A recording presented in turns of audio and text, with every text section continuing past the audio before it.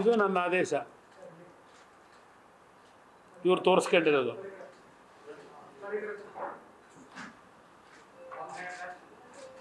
ಇಲ್ಲಿ ಏನಿದೆ, ಇಲ್ಲಿ ಸಾಯಿ ವೆಂಕಟೇಶ್ವರ ಅಂತ, ಅದು ನನ್ನ ಹ್ಯಾಂಡ್ ರೈಟಿಂಗೇ ಅಲ್ಲ. ಅದು ಯಾವ ಇಂಟರ್ನ್ಯಾಷನಲ್ FSL ಕಳಿಸ್ಕೊಂಡು ತನಿಖೆ ಮಾಡ್ಕೊಳ್ರಪ್ಪ, ಎಲ್ಲಿ ಬೇಕಾದ್ರೂ ತನಿಖೆ ಮಾಡ್ಕೊಳ್ಳಿ. ಇದು ಯಾರು ಬರ್ದಾನೆ ಅವನು? ಇದು 6/10/2007. ಇದು ನನ್ನ ಸೈನ್ ಇದೇ ಅಲ್ಲ, ನನ್ನ ಹ್ಯಾಂಡ್ ರೈಟಿಂಗೇ ಅಲ್ಲ.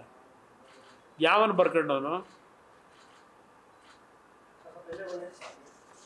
ಇದರಿಂದ ಇದೆಲ್ಲ ಭಾಳ ಇಶ್ಯೂಗಳಿದೆ. ಇದು ಭೂಮಿನೇ ಕೊಟ್ಟಿಲ್ಲ, ಇನ್ನೂ ದೊಡ್ಡ ಫ್ರಾಡ್ ಅಂತ ಆಲ್ರೆಡಿ ಪ್ರೂವ್ ಆಗಿದೆ. ಇದನ್ನು ಫ್ರಾಡ್ ಮಾಡಿಲ್ಲ ಅನ್ನೋದು ಯಾವ ಗ್ಯಾರಂಟಿ? ಇಷ್ಟೆಲ್ಲ ಮಾಡಿರೋರು ಯಾರ್ಯಾರು ಸೇರ್ಕೊಂಡವ್ರು ಇದರಲ್ಲಿ? ಯಾಕೊಬ್ಬ ಅಧಿಕಾರಿ ಅಕೌಂಟ್ಗೆ 20 ಲಕ್ಷ ಹೋಯ್ತಾಗ ಇವನಿಂದ? ಇದೆಲ್ಲ ಪ್ರೋಸೆಸ್ ಆದಾಗ ಇದಕ್ಕೆ ನಾನು ಪಾತ್ರನಾ? ಅದಕ್ಕೆ ಜೈಲಿಗೆ ಹೋಗಿ ಬಂದಾಗಿದೆ ಅವ್ರು. ಬನ್ನಿ, ಅವರಲ್ಲ, ಜಯಚಂದ್ರ ಅಲ್ಲ, 20 ಅದು ನಾವು ಅದೆಲ್ಲ ತೆಗೆದಿದ್ದಕ್ಕೆ ನಾನು ಸದ್ಯ ಬಚಾವಾದೆ. ನಾನು ಯಾಕೆ ಕಳಿಸ್ದೆ? ಅವ್ರು ಮಾಡ್ಕೋಬೇಕು, ಅವ್ರು ತೀರ್ಮಾನ ಮಾಡ್ಕೊಳ್ಳಿ, ನನಗೇನು ಸಂಬಂಧ ಇಲ್ಲ. FSLಗಾದರೂ ಕಳಿಸ್ಕೊಳ್ಳಿ, ಏನಾದರೂ ಕಳಿಸ್ಕೊಂಡು ಗವರ್ನರ್ ಹತ್ರ ಪರ್ಮಿಷನ್ನು ತಗೊಳ್ಳಿ. ಪಾಪ ಗವರ್ನರ್ ಯಾತಿಗೆ ಬೈತೀರಿ? ತಪ್ಪು ನೀವು ಇಟ್ಕೊಂಡಿದ್ದೀರಿ, ಅಲ್ಲಿ ತಪ್ಪು ನೀವು ಮಾಡ್ಕೊಂಡು ಗವರ್ನರ್ ಯಾಕೆ ಹೇಳ್ತೀರಿ? ಕೇಂದ್ರ ಸರ್ಕಾರ ಯಾಕೆ ಹೇಳ್ತೀರಿ? ಮಾಡ್ಕೊಂಡ್ರೆ ತಪ್ಪು ನೀವು. ಅವ್ರಿಗೆ ಇರೋದೇ ನಂದಲ್ಲ ಭಯ, ಇನ್ಯಾರು ಮಾತಾಡ್ತಾರೆ? ಇವೆಲ್ಲ ದಾಖಲೆ ಸಮೇತ ಇನ್ಯಾರು ಮಾಡೋಕ್ಕೆ ಸಾಧ್ಯ? ಕೋರ್ಟ್ ಆದೇಶಗಳನ್ನೂ ಇಲ್ಲಿ ಹೇಳ್ತಾ ಇದ್ದೀನಿ. ಇದ್ರದ್ದು ಏನಾಗಿದೆ? ಸಾಯಿ ವೆಂಕಟೇಶ್ವರ ಏನು ಮಾಡೋಕ್ಕೆ ಸಾಧ್ಯ ನನ್ನ ಮೇಲೆ ಇವರು?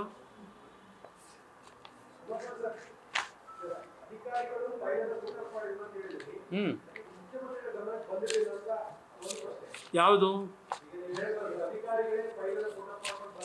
ಹಾಂ, ನೋಡಿ, ಇದು ನಾನು ಹೇಳ್ತಾ ಇರೋದು ಸರ್ಕಾರದ ಆಡಳಿತಾತ್ಮಕವಾದಂಥ ಪ್ರೋಸೆಸ್ ಹೇಗೆ ನಡೆಯುತ್ತೆ ಅಂತ ಹೇಳ್ತಾ ಇದ್ದೀನಿ.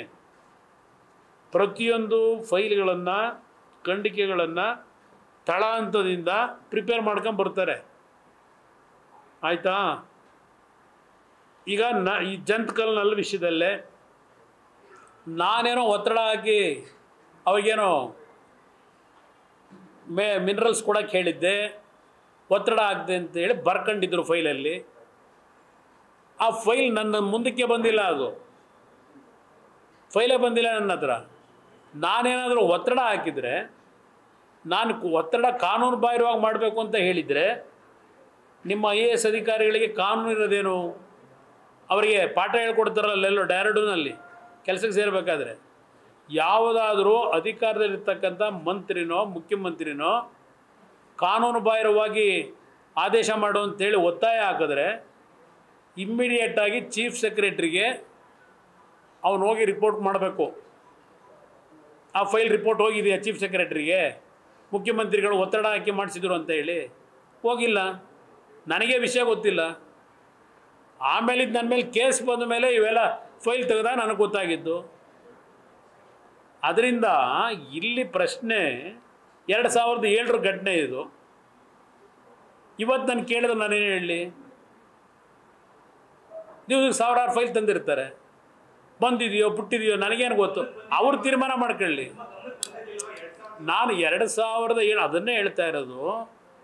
ಈ ಫೈಲು ನನ್ನ ಮುಂದೆ ಬಂದಿತ್ತೋ ಬಂದಿಲ್ವೋ ತನಿಖೆ ಮಾಡ್ಕೊಳ್ಳಿ ಅವರು. ಇಲ್ಲಿ ಪ್ರಶ್ನೆ ಆ ಆದೇಶ ಇದೆಯಲ್ಲ, ಆ ಆದೇಶದ ಆ ಪುಟ ನೋಡಿದ್ರೇ ಅನುಮಾನಕ್ಕೆ ಎಂಥವ್ರಿಗೂ ಎಡೆ ಮಾಡಿಕೊಡ್ತದೆ. ಇಲ್ಲಿರತಕ್ಕಂಥ ಪ್ರಶ್ನೆ ತನಿಖೆ ಮಾಡಿ ಏನಾಗಿದೆ ಅಂತ ಸತ್ಯಾಂಶ ಹೊರಗೆ ತನ್ನಿ. ಹಾಂ,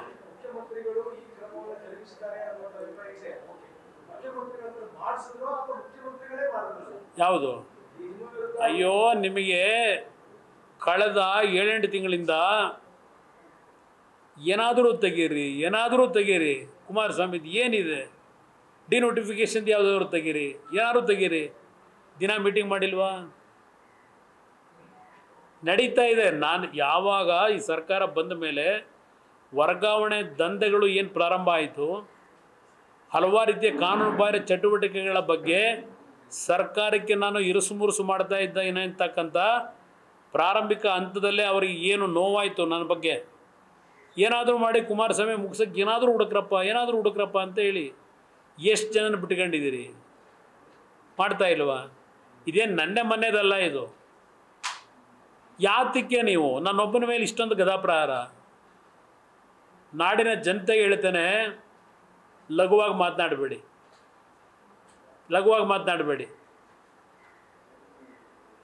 ನಾನು ವಿಧಾನಸಭೆ ಕಲಾಪದಲ್ಲೇ ಹೇಳಿದ್ದೇನೆ, ಒಂದು ರಾಜಕೀಯ ಪಕ್ಷ ಕಟ್ಟಬೇಕಾದ್ರೆ, ಚುನಾವಣೆಗಳನ್ನು ನಡೆಸಬೇಕಾದ್ರೆ, ಚುನಾವಣೆ ಸಂದರ್ಭದಲ್ಲಿ ಯಾರೋ 4 ಜನ ಸಹಾಯ ಮಾಡಿದ್ದವರು ಅನುಕೂಲ ಮಾಡ್ತಾರೆ, ಎಲ್ಲ ಪಕ್ಷಗಳಿಗೂ ಕೊಡ್ತಾರೆ. ಚುನಾವಣೆ ಟೈಮ್ನಲ್ಲಿ ಪಕ್ಷದ ಸಂಘಟನೆ ಚುನಾವಣೆ ನಡೆಸಲಿಕ್ಕೆ ಹೌದು 4 ಜನದ ಥರ ಭಿಕ್ಷೆ ಬೇಡಿದ್ದೇವೆ. ಸರ್ಕಾರದ ಮುಖ್ಯಮಂತ್ರಿಯಾಗಿ ಇವತ್ತು ಕೇಂದ್ರದಲ್ಲಿ ಮಂತ್ರಿ ಇದ್ದೇನೆ, ಯಾವುದೇ ಕಡತಗಳನ್ನು ನಾನು ಮಾರಾಟಕ್ಕಿಟ್ಟಿಲ್ಲ ನಿಮ್ಮ ಥರ. ಇದನ್ನು ಭಾಳ ಸ್ಪಷ್ಟವಾಗಿ ಇವತ್ತು ಹೇಳ್ತೇನೆ. ನನ್ನ 20 ತಿಂಗಳ ಆಡಳಿತ ಮೊದಲನೇ ಬಾರಿಗೆ, 14 ತಿಂಗಳ ಆಡಳಿತ ಎರಡನೇ ಬಾರಿಗೆ. ನ್ಯೂಸ್ ಫಸ್ಟ್ ನಿರ್ಭೀತಿಯಿಂದ ನಿಮ್ಮ ಪರವಾಗಿ.